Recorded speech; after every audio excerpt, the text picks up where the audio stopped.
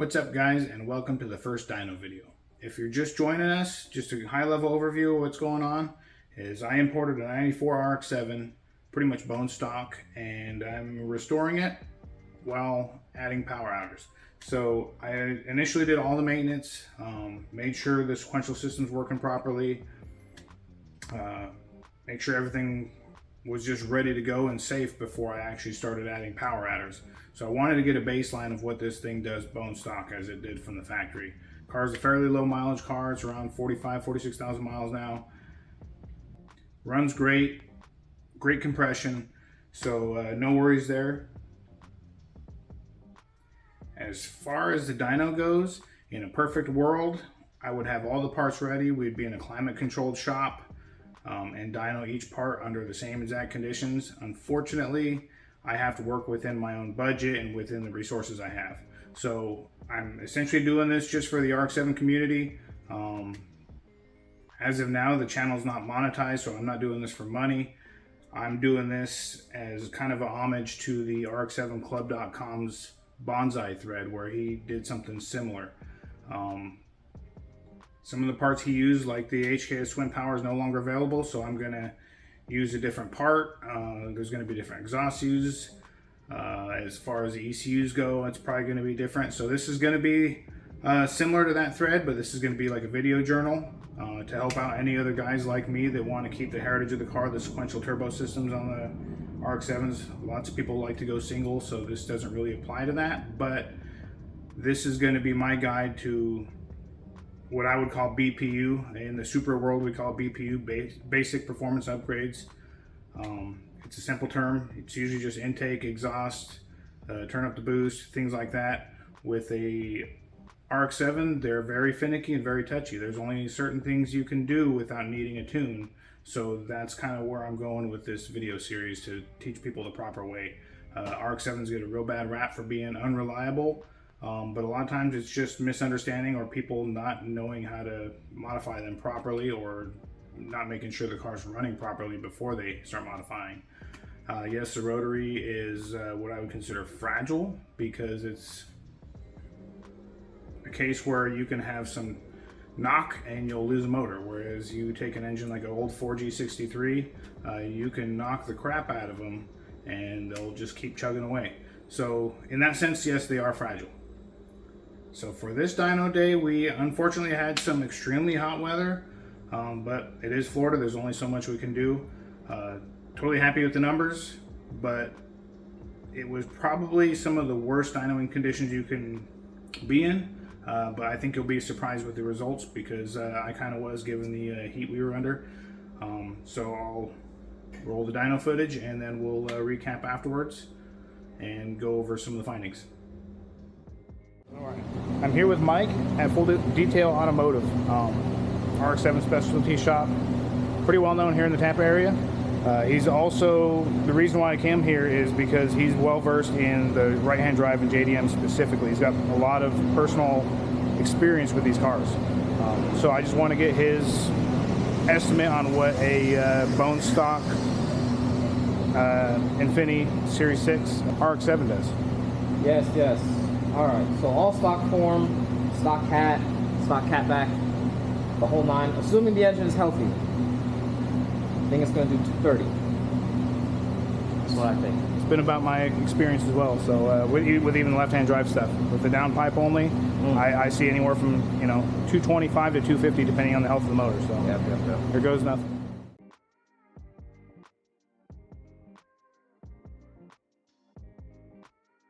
Due to the really hot conditions in the shop, I chose to go about this as scientifically as I could, while not risking too much wear and tear on the car. Me knowing these cars real well, knowing the intercooler, how they heat soak real bad. In a dyno, you don't really have that great airflow. It's not like when you're driving on the highway. The way we went about it was we got the car hooked up to the dyno. The car sat for about 45 minutes cooling down before we made the first pass on the 100% stock setup, from the airbox all the way to the catback. We then made a consecutive pass probably less than a minute later. That way they're just two back to back. We got a cold run and then we got a hot run. After that, car was shut off. I climbed underneath to replace the catback. Then we did another cold run, another hot run.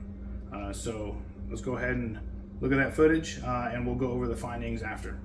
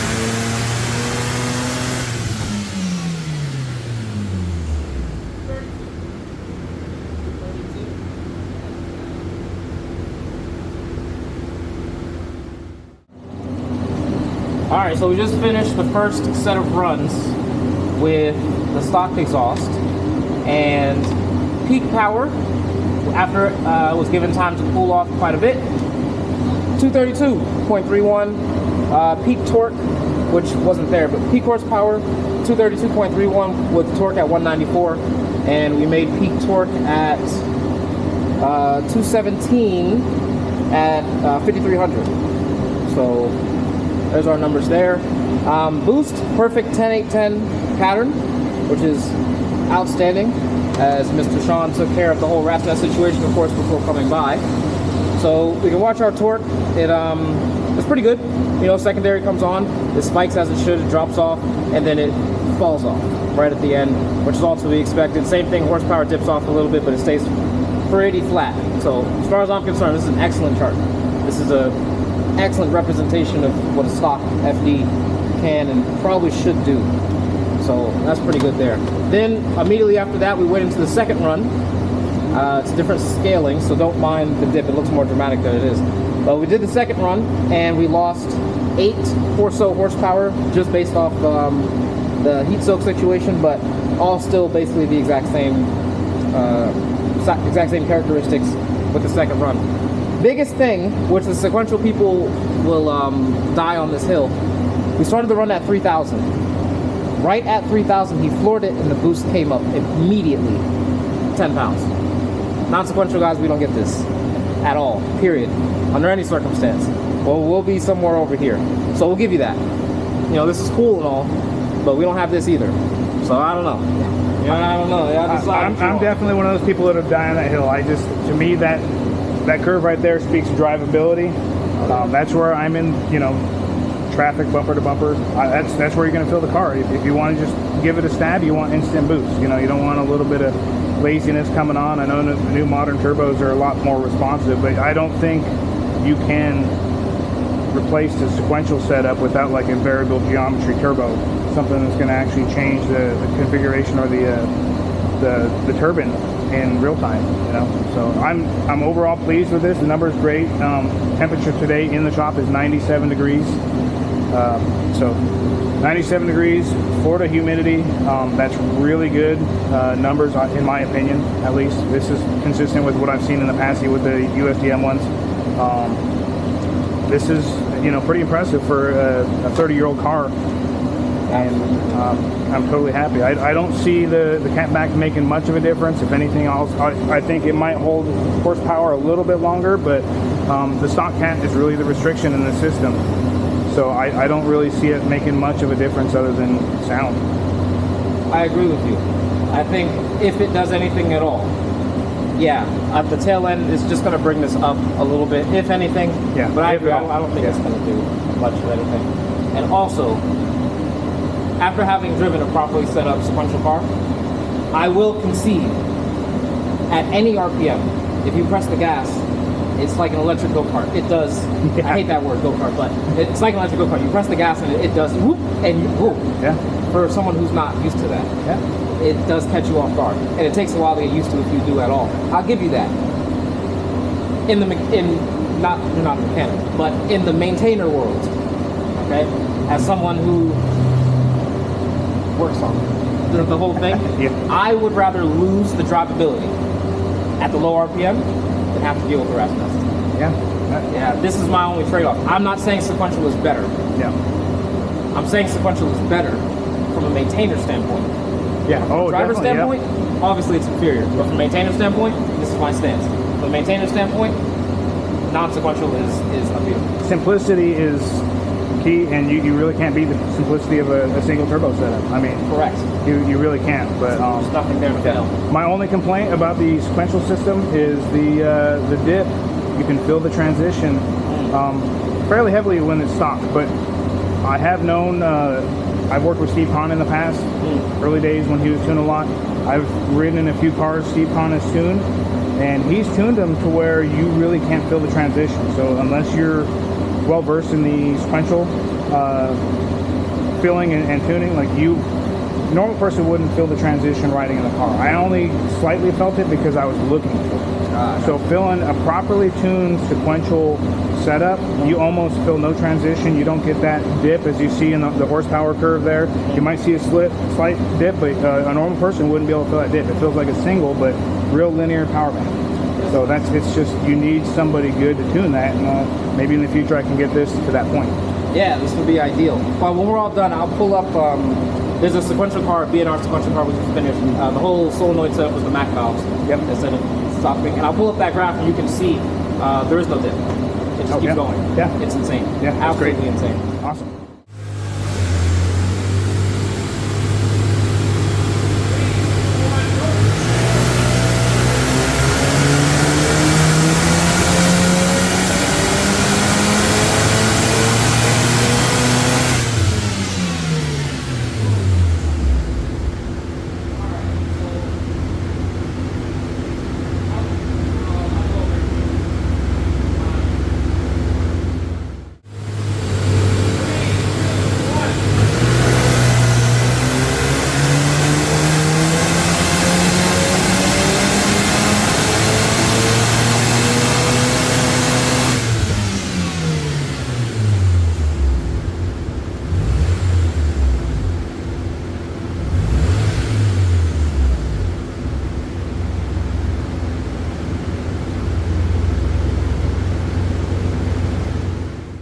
So unfortunately, for the second two runs, heat soak got to us. The shop conditions were hotter.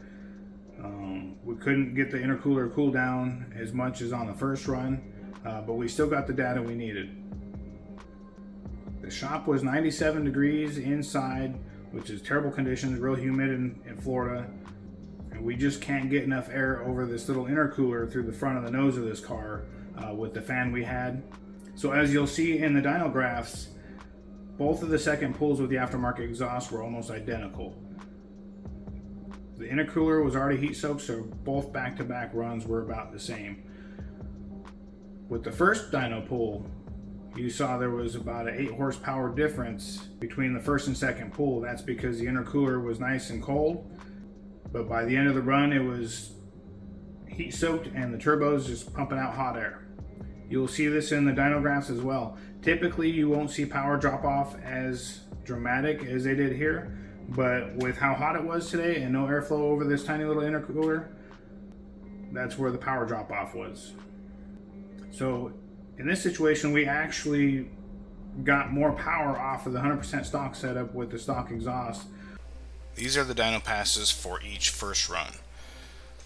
The solid lines are the first run for the completely stock car with the stock exhaust, and then the dotted lines are the first run with the apexy catback. You can see up until the secondary transition they're virtually identical. Because the intercooler wasn't as cold as it was on the first run, it really hurt the numbers in the top end. You can see at this point it's just pumping in hotter and hotter air. It's not able to cool it down due to no flow over the intercooler, and that's why we see the dramatic drop off in both cases. One thing to note is this looks a lot more dramatic than it really is. As Mike mentioned, it's due to the scaling. If we would have scaled this up to 350 or 400 like you see a lot of dyno graphs, and we'll compare this to the bonsai maps, and you'll see their scaling is a little bit different, which would smooth this out. So this really shows you the impact this transition has over when the secondary turbo jumps in. The most valid comparison I can show you guys of the stock versus the aftermarket exhaust would be the second run for each dyno, because they were done in essentially the same conditions. They were both done right after the initial pulls, so they both had heat-soaked intercoolers. You can look at these graphs. It's just like before. The solid graphs are the stock exhaust, and the dotted lines are the apex exhaust. There's virtually no difference between these dyno graphs, so we can say, at least with the heat-soaked intercooler, there's really no discernible difference between having a catback on versus the stock catback. I believe having an upgraded ignition solution like a igniter or coil packs would probably help smooth out and bring up the top end, but at this point we're fighting heat soak, and I don't think it would have really made that much of a difference. Maybe with the cooler intercooler, we probably could have got more out of it, but that's just the way it goes on a really hot dyno day. The most important information I got out of this first dyno day is that this car is ready to go. It's solid. Confirmed the compression before. The power output matches the compression. You got to think these things are rated at 255 horsepower or so. Standard drivetrain losses, what, like 15%? We'll even just go low and say 10%. That's 25 horsepower loss even at 10%. So we should expect 225 horsepower to the wheels with a 10% loss. This thing made 232. That's more than what's in the manufacturer literature on a 97-degree day with a heat-soaked intercooler. There's no doubt in my mind this thing could have been over 240 or possibly higher on really good dyno conditions when cool air going over that intercooler. So that just goes to show you how much power loss you get with a heat-soaked intercooler. Back-to-back dyno runs, 8 horsepower loss. That's pretty massive, and that's one reason why I didn't want to continue just doing dyno pool after dyno pool. You're just asking for detonation at that point, cramming a lot of hot air in there. Your intake air temps go way up, and you're risking a lot. These weren't the results I was really hoping for. I was really hoping to get a really good quality stock exhaust versus aftermarket exhaust comparison with the same temperatures, but we just couldn't do it. I'm still happy with the results we got. Like I said, I have to work within my budget and my time. I'm really busy with my day job, and it took a year just to get to this point. Mike was great and worked with me and took time off of his day off to work with my schedule just to get me in for this one day. So I can't complain. We're still getting data. We're still going to be doing dynos in the future, doing the same thing. There's only so much we can do with the stock ECU too, so I can't read all the inputs and outputs like you would if you had a Power FC or a standalone. So I can't read IATs, EGTs. All we can do is get the wideband on it and measure boost and power really with the stock ECU. The next video I'm going to do is taking a deep dive into this data and comparing it with the Bonsai data. Slightly different cases there. You got a USDM versus JDM, slightly different parts, definitely different results, but again, different dyno conditions, and we'll go over piece by piece why the results could have been different, because they're essentially two different exhaust setups, and I think that's going to be the main player here. Not necessarily catback, but I personally think and have seen on the dyno, the downpipe plays a pretty large part in power on these things. So we'll go over that in the next video and take a deeper dive into it. The next parts we're going to dyno test are going to be the auto EXE intake and some kind of igniter solution. HKS twin power you can still buy used, but I want something more modern that people can just go buy brand new from some source. There's two really good igniters I'm doing research on, and I'm leaning towards one in particular because I have somebody willing to trade me a brand new one for some old FD parts I have laying around. So like I said, I'm funding this myself. One of the igniters, probably the better option, is somewhere around $800, and that's pretty big purchase just to test something out. I do believe it's gonna make a difference, but again, that's why we're doing this on the dyno. If If you enjoyed this video, please like, share, and subscribe. I'm trying to spread the word as much as possible. I'm pretty active on the forums, RX7 Club, Reddit, and the Facebook groups. Like I said, I like to give back to the community. I have 20 years of experience working on these things. I like to keep the heritage and spread the knowledge around. And I really like to see the newfound support we have for these things. We got some great people in our community bringing back the Power FC, updating them, making them more modern, usable. We can keep these things going for another 30 years and modernize them. We'll see you next video.